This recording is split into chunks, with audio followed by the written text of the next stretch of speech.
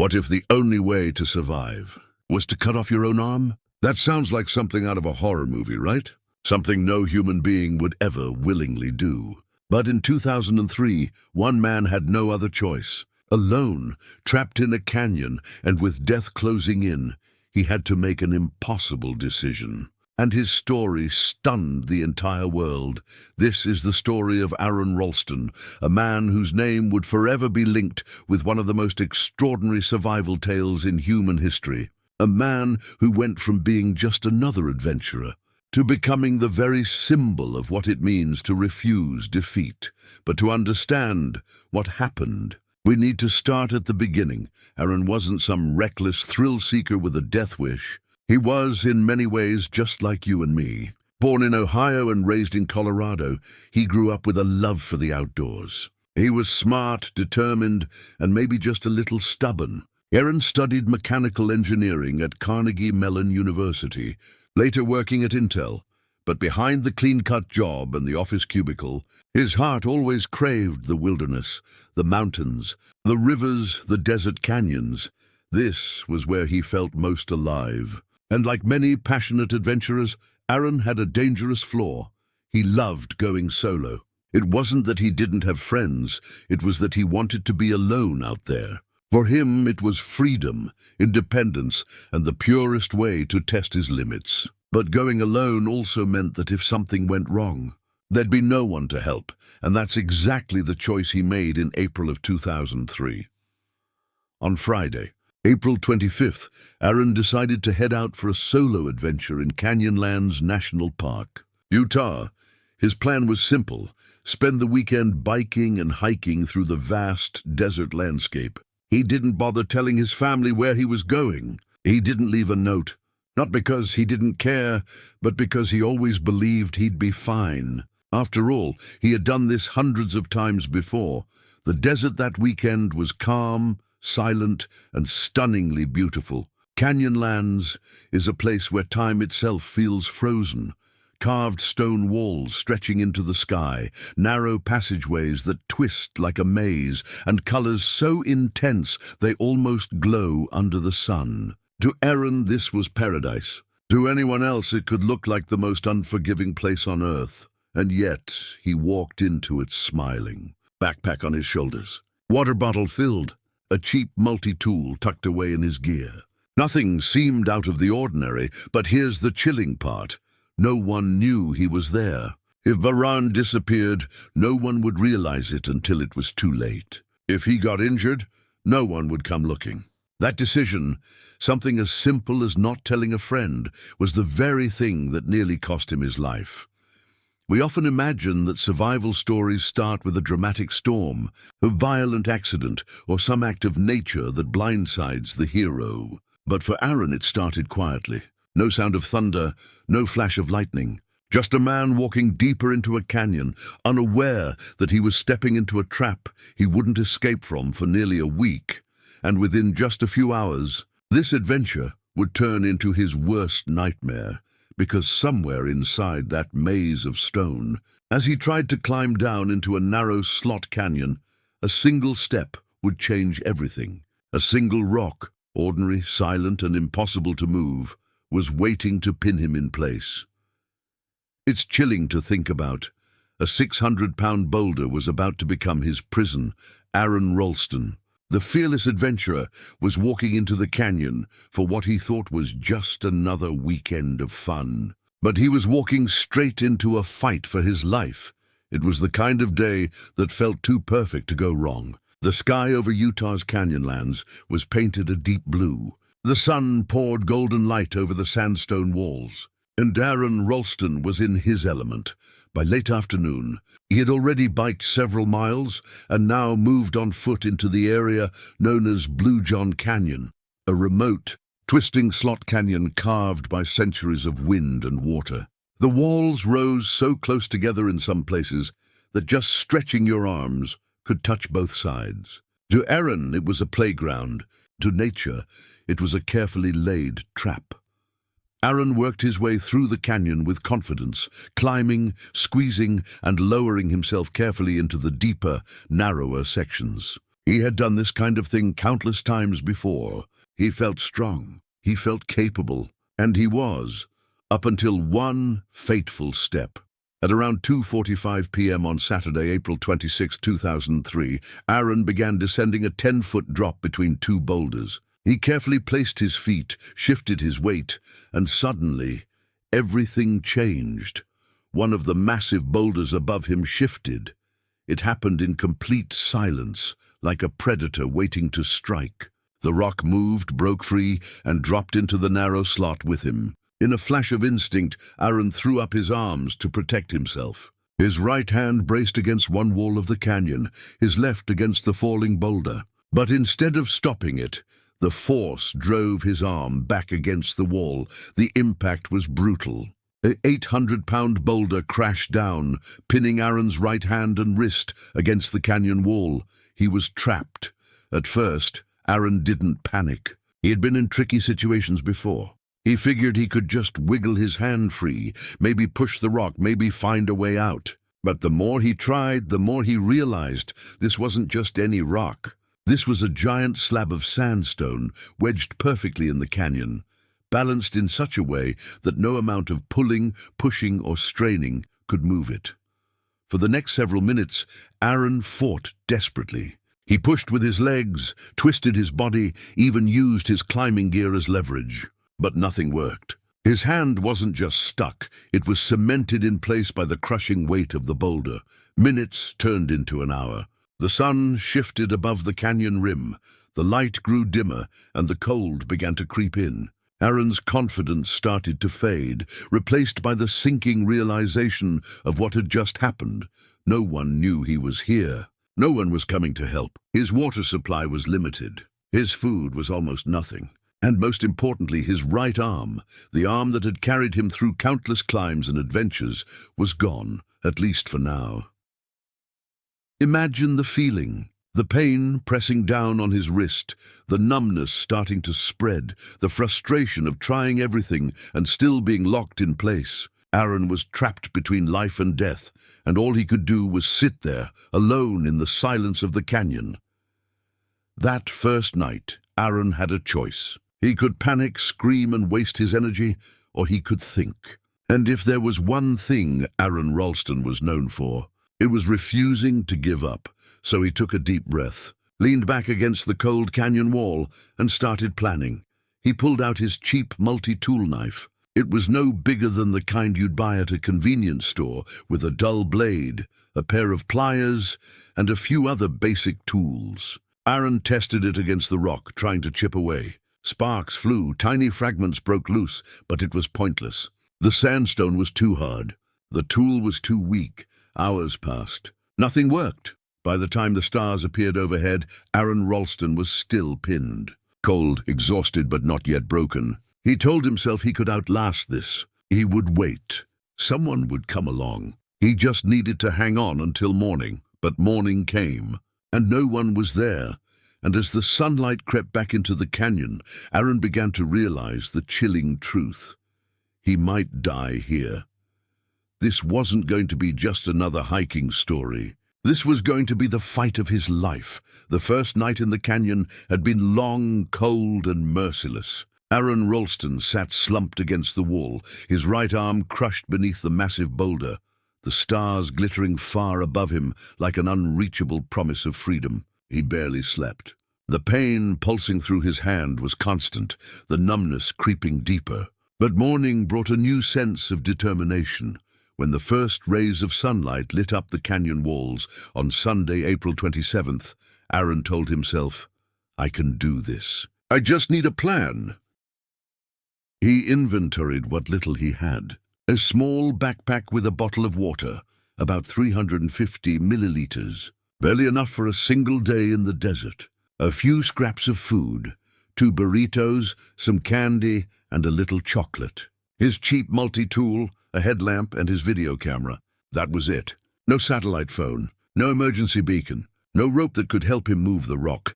It was a survival kit designed for a day trip, not a week-long ordeal. But Aaron knew how to stretch his resources. He had climbed mountains in freezing snow, biked long desert miles, and survived off scraps before. Now every ounce of his experience would be tested. He started by rationing immediately. Just a sip of water here, a bite of food there. He knew the desert heat would burn through his energy and dehydrate him quickly, so he had to make everything last. Next, he tried again to move the rock. With his left hand and his legs braced against the canyon wall, he pushed, strained, and twisted. His muscles screamed with effort. The boulder didn't budge. He wedged his knife into the small gaps, trying to chip the stone or pry it loose. Again, nothing. The rock seemed almost alive in its stubbornness, unyielding, immovable, as though it had been waiting for centuries just to trap him. By the afternoon, frustration boiled inside him. He screamed into the canyon, the sound echoing off the narrow walls. No one answered. Silence. Just the faint whistle of wind above him, and that's when another truth began to creep in. No one even knew he was here. His family thought he was just out biking or maybe with friends. Aaron hadn't told a single person about his exact destination. If he didn't get out on his own, nobody would find him until it was too late. Still, he refused to surrender. He turned to his video camera. If he was going to fight, he wanted a record. In one of his first recordings, his voice was calm but serious. He explained where he was, what had happened, and that he was trapped. Part of him believed it might be his final message. But another part, the bigger part, believed it was just a temporary setback. Night fell again. The temperature dropped sharply. With little movement possible, his body shivered uncontrollably. He used his free arm to tuck himself tighter against the wall, conserving warmth, whispering encouragement to himself.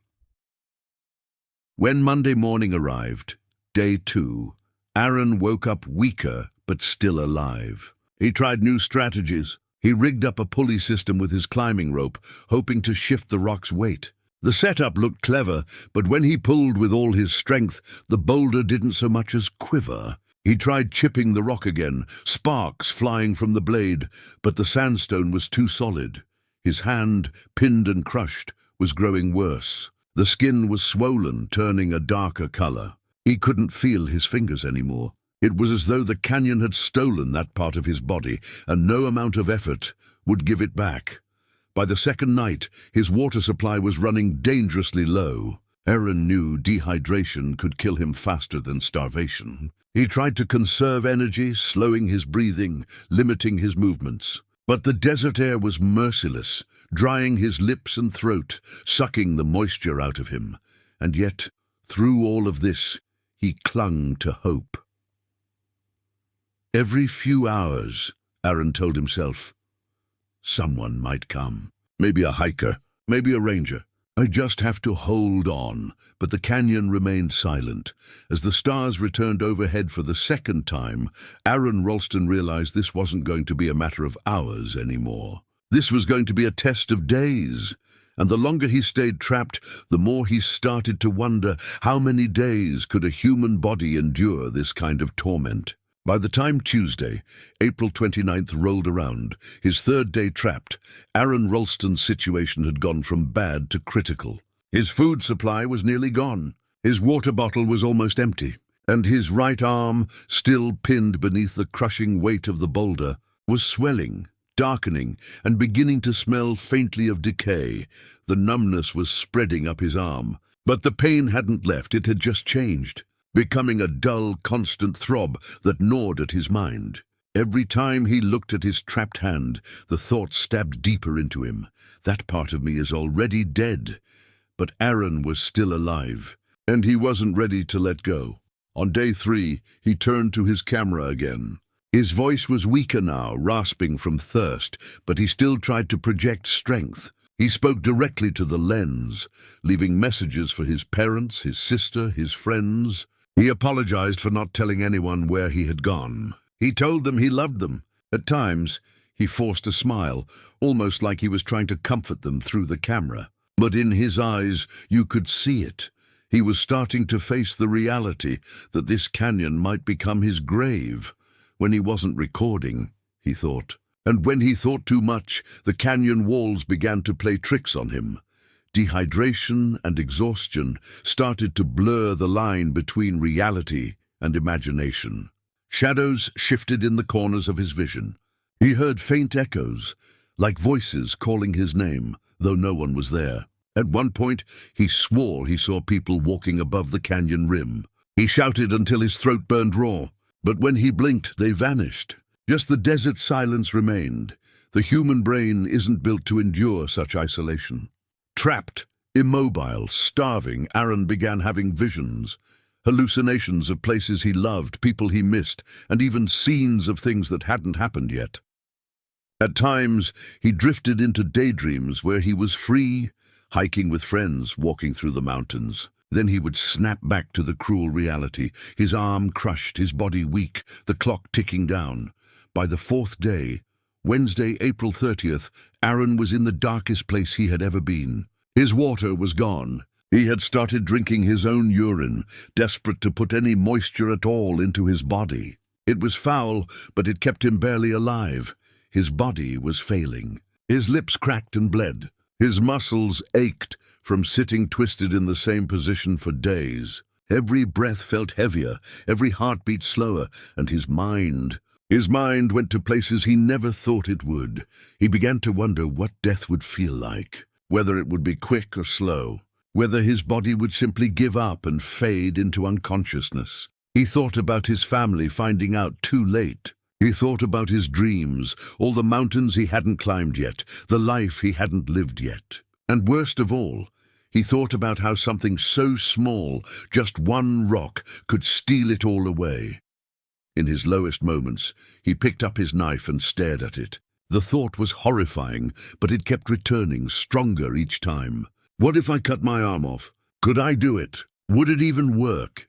The first time the thought crossed his mind, he shook his head, almost laughing at the absurdity. But the longer he sat, the more logical it began to sound. His arm was useless now, dead weight. The only thing standing between him and freedom. He tested the idea. He pressed the dull blade of the multi-tool into his skin, but it barely scratched. The knife was too weak, too blunt. He tried again, this time harder, and the pain jolted through him. He pulled back, trembling. It wasn't possible, not yet, but somewhere inside him the seed had been planted. By the time night fell on day 4, Aaron was a shell of himself, weak, shaking, near delirium. He stared up at the stars and wondered if this would be the last night he'd ever see them. And yet, even in that darkness, even in that pit of despair, something inside him whispered, "Not yet. Not like this." Dawn on the 5th day was the quiet before the storm of the single hardest decision a person can imagine. Aaron Ralston woke to a body so weak that every movement felt like climbing a mountain. His throat was raw from screaming into an empty canyon. His lips were cracked, and his vision still blurred at the edges. The hand beneath the boulder had long since gone cold to feeling. The pain had become something different, less about sharp stabs, more about the slow, relentless weight of doom.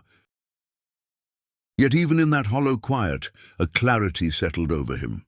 There was no miracle coming. No sudden rescue. No one knew exactly where he was. Search parties wouldn't be organized for days, if anyone even realized he was missing. If he wanted to live, he had to act. Not tomorrow, not in an hour, now. This was the moment every survival story ultimately comes down to. The line where hope meets practicality, and you make a choice that defines the rest of your life. For Aaron, the line was brutally clear. The arm pinned beneath the sandstone was not only useless, it was actively preventing his escape. It was a dead weight, a seal on his freedom. If he could somehow free himself, he could crawl out, find help, and maybe live. If he didn't, the canyon would claim him. He stared at his camera and recorded a short message to the people he loved. Apologetic, raw, but steady. He said what he had to say with a voice that trembled but did not break. Then, with the kind of quiet resolve that belongs to people who have faced death and decided to bargain with it, he began to plan. The tools at his disposal were meager, a cheap multi-tool with a small, dull blade, a climbing rope, a headlamp with fading batteries. Nothing any surgeon would call adequate, but Aaron was a problem solver. Years as an engineer and a lifetime in the outdoors had trained him to improvise when things went sideways. He mapped out the steps in his head methodically, like an exam he had to pass. First came the tourniquet. He knew that blood loss was a real threat, maybe the real threat. If he was going to do anything to free himself, he needed to slow the bleeding from the moment the limb was separated. He wrapped a climbing sling high on his arm, tightened it to cut circulation, and tested for the loss of pulse until he couldn't feel anything past the band. It was clinical, efficient, and terrifying in its simplicity. Next was the breaking of the bones. The multi-tool could not cut through bone. He needed another method. So, with a deliberate, almost ceremonial calm, he used the very canyon that imprisoned him, the rock itself, to do the work. He found a smaller hand-sized stone, and with a series of controlled blows, began to break the bone in his wrist and forearm. It was not about violence, it was about calculation. He positioned the rock, measured the angle, and struck. The sound of the first break echoed in the canyon like a bell tolling a new reality. The point of no return had been reached. Even then, the physical act of separation was not a movie scene. It was a slow, painstaking process. He cut through tissue as best as he could with the dull blade, working inch by inch, protecting himself from shock, the only way he knew how, by compartmentalizing the act into small, manageable steps. He breathed methodically. He counted. He focused only on the next motion. No graphic detail is needed to understand the enormity of what he did. The mind can fill in the rest, and we don't need to linger there. After what felt like an age, the dead limb was finally free. There was a moment, brief, charged, when everything hung in balance. The silence of the canyon pressed in. He sat, numb and trembling, and realized the practical work was not yet over.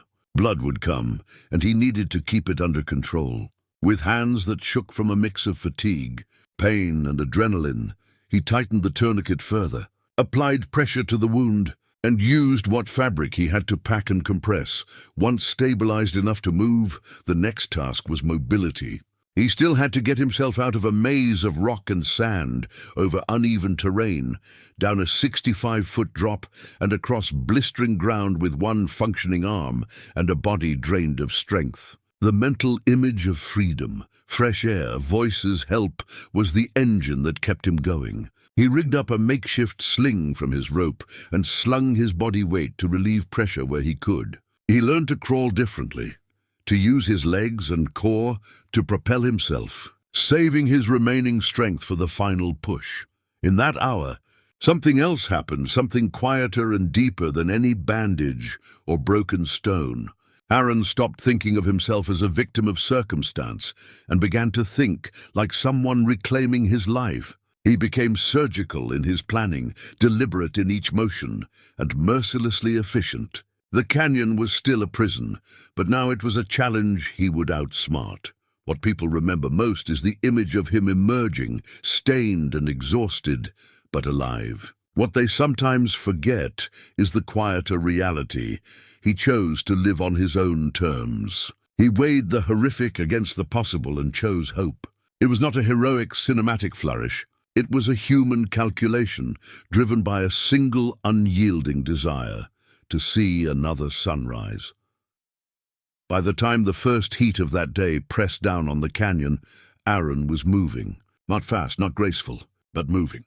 Every step was hard-won, every inch a small victory. He had paid more than most people can imagine, but he had reclaimed something that no rock could take, his will. When Aaron Ralston finally pulled himself free from the boulder, he was both liberated and brutally weakened. His arm was gone, his body drained, but his spirit burned brighter than it ever had. He was alive, and now came the next test, escaping the canyon itself. Freedom was not as simple as walking away. Ahead of him lay jagged rock, narrow passages, and a 65-foot sheer drop he had climbed down days earlier. Now he had to descend it with one arm, blood loss threatening to pull him into unconsciousness, and the desert sun already beginning to bake the stone around him. But Aaron was a climber. He had spent years learning to move across rock with precision. Now all that training would decide whether he lived or died. He improvised a rope system, anchored his gear, and began rappelling down. Each move was slow, deliberate, his body screaming for rest. The rope burned against his skin. His legs shook under his own weight, but step by step, he made it down the 65 feet of vertical stone until his feet touched the canyon floor. It was a victory, but only the beginning. The world outside the slot canyon was vast, open desert. Sand stretched in all directions, broken only by towering rock formations and dry washes carved by flash floods. Aaron staggered forward, every breath heavy, every step sending waves of dizziness through him. He had one goal: find water. By sheer determination, he stumbled to a small muddy pool in the canyon floor. Stagnant, but life-saving. He knelt, drank deeply, and felt strength trickle back into him. Then, wiping the grit from his face, he pressed on. Aaron knew the desert was unforgiving. Temperatures soared during the day, and the heat was merciless on a body already pushed past its limits. He shaded himself when he could, used his remaining water carefully, and kept moving toward what he hoped would be an exit from this maze of rock. Hours passed. His body weakened further. But then, as if fate itself had finally decided he had fought enough, Aaron spotted figures in the distance. At first, he thought it was another hallucination. He blinked hard, rubbed his eyes. But no, this time it was real. A family of hikers was making their way through the canyon, unaware of the dying man stumbling toward them. Aaron called out, his voice hoarse, cracked. "Help, please!" The family froze, then turned. What they saw must have been shocking. A sunburned, dust-covered man, staggering with one arm, his clothes stained, his face pale with exhaustion. But to Aaron, they were the most beautiful sight he had ever seen. The hikers rushed to him. They gave him water, food, and comfort, and then they did what Aaron could no longer do. They raised the alarm. Rescue teams mobilized quickly. A helicopter was dispatched, guided by the hikers to Aaron's location. Minutes felt like hours, but when the sound of rotors filled the desert air, Aaron knew he was safe. The helicopter crew lifted him into the aircraft, stabilizing him, giving him fluids and rushing him toward a hospital. Aaron Ralston, who just hours before had been trapped, delirious and on the edge of death, was finally free. It's difficult to imagine the emotions that must have surged through him in those moments. Relief, exhaustion, disbelief. He had faced 5 days of starvation, dehydration, hallucinations, and unbearable isolation. He had done the unthinkable to save himself. And now, for the first time in nearly a week, he was no longer alone. But here's the part that truly makes this story legendary. Aaron didn't just survive. He would go on to tell the tale, to inspire millions, to show the world what the human will is capable of when everything is stacked against it.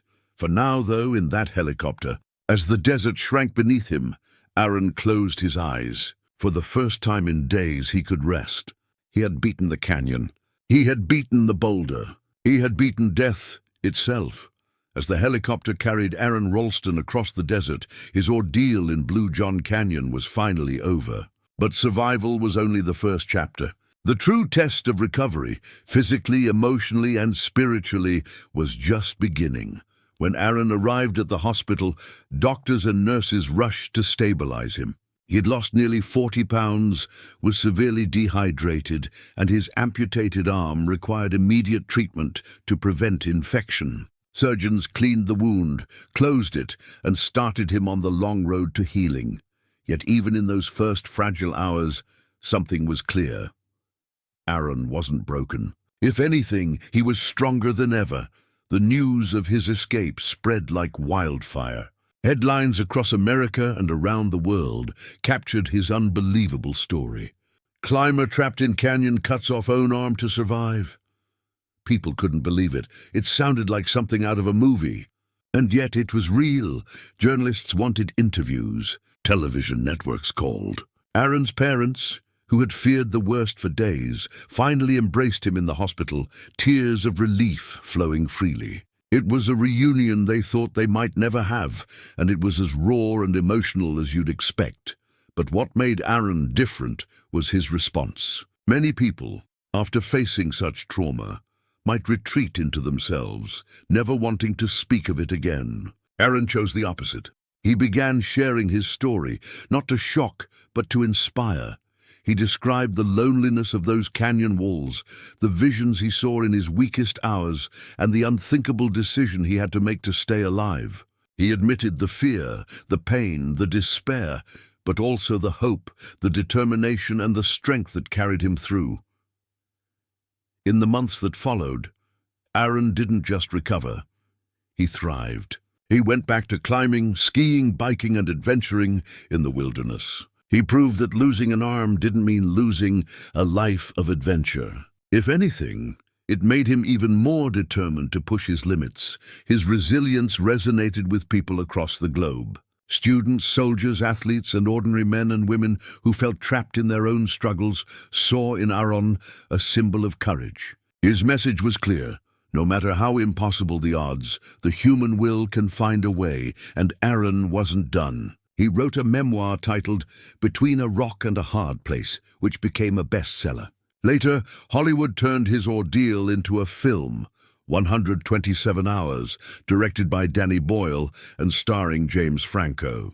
The movie captured the raw intensity of his experience, bringing his story to millions more.